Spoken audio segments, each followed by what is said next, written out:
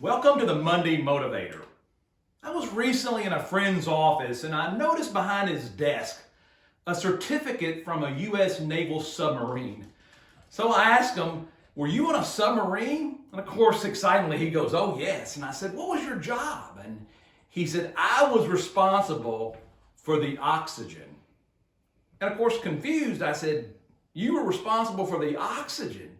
He said, "Yes, Greg, when the captain thought that folks need to sort of settle down a little bit if they were anxious, he would call me and say, 'Turn the oxygen down.' And everyone became less anxious and a little bit more lethargic." And he said the converse was true. If the captain needed folks on high alert, if there was an enemy sub nearby, he said, "Turn the oxygen up." And of course, then they were more excited. I started thinking about it. As leaders in our organization, as leaders in our home, we're responsible for the oxygen. When you hear about emotional intelligence, that's a relatively new term. See, there's IQ and EQ. Emotional intelligence is basically how we connect with other people.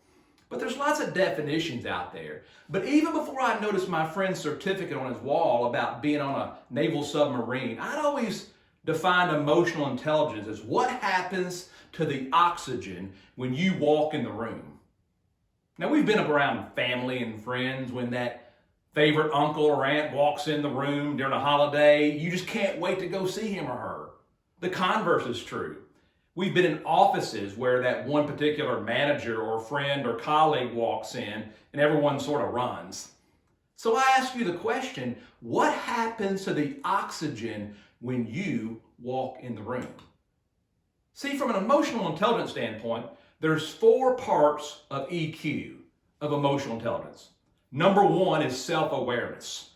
We have to be open for feedback, to ask folks what happens to the oxygen when I walk in the room.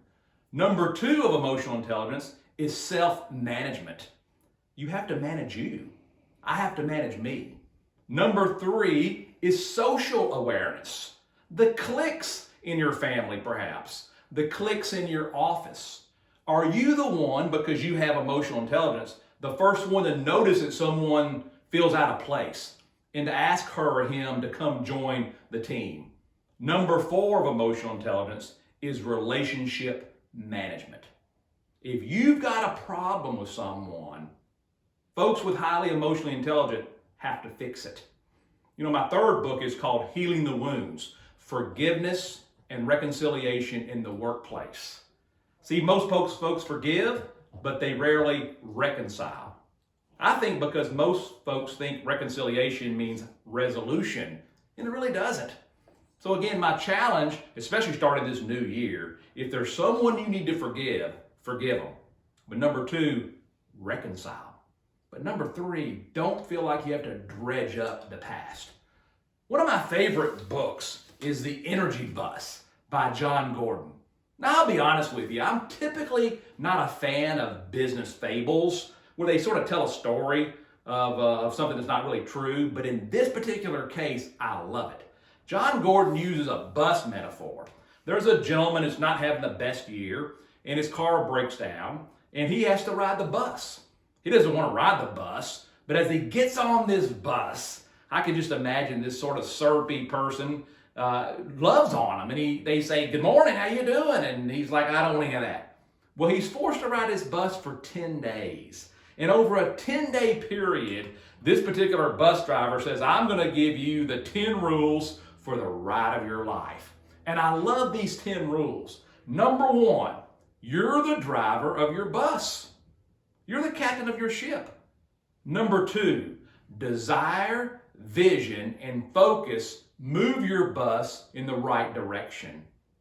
Number 3, fuel your ride with positive energy. Number 4, invite people on your bus to share your vision for the road ahead. Number 5, don't waste energy on those that don't want to get on your bus. Number 6, let the energy vampires off your bus.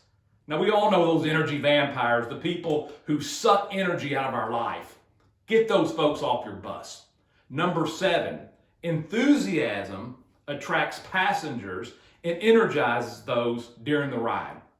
Number 8, love your passengers. Number 9, drive your bus with purpose. And number 10, have fun and enjoy the ride. Please consider sharing my Monday Motivator with your friends, family, and associates. And as a gift to you, all 3 of my books, numerous videos, and my podcast, A Story Well Told, are available at no cost by simply visiting my website at gregcokerdevelopment.com. Have a great week, and I'll see you next Monday.